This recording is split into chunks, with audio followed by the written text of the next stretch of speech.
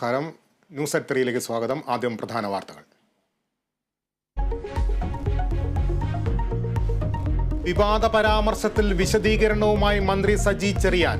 വീഞ്ഞും കേക്കും പരാമർശം പിൻവലിക്കുന്നുവെന്ന് മന്ത്രി. മണിപ്പൂർ വിഷയം ബിഷപ്പുമാർ പ്രധാനമന്ത്രിക്ക് മുന്നിൽ ഉന്നയിക്കണമായിരുന്നു. രാഷ്ട്രീയ നിലപാടിൽ മാറ്റമില്ലെന്നും സജി ചെറിയാൻ.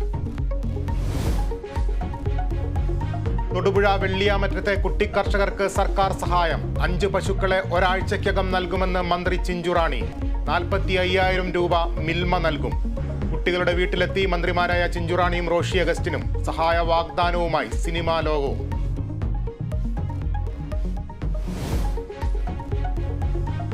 പാലാരിവട്ടം സ്റ്റേഷൻ ഉപരോധത്തിൽ കോൺഗ്രസ് നേതാക്കൾക്കെതിരെ കലാപാഹ്വാനത്തിന് കേസ്.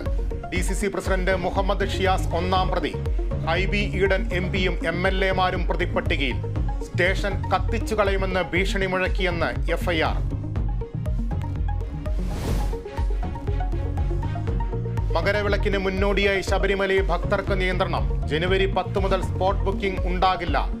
മകരവിളക്ക് ദിവസത്തിൽ വെർച്വൽ ക്യൂ 40,000 പേർക്ക് മാത്രം. ദേവസ്വം ബോർഡിന്റെ തീരുമാനം പോലീസിന്റെ നിർദ്ദേശം പരിഗണിച്ച്. സംസ്ഥാന സ്കൂൾ കലോത്സവത്തിനുള്ള സ്വർണ്ണക്കപ്പ് ഘോഷയാത്ര കോഴിക്കോട് നിന്ന് പുറപ്പെട്ടു. യാത്ര വൈകിട്ട് തൊടുപുഴയിൽ. നാളെ കൊല്ലത്ത് സ്വീകരണം.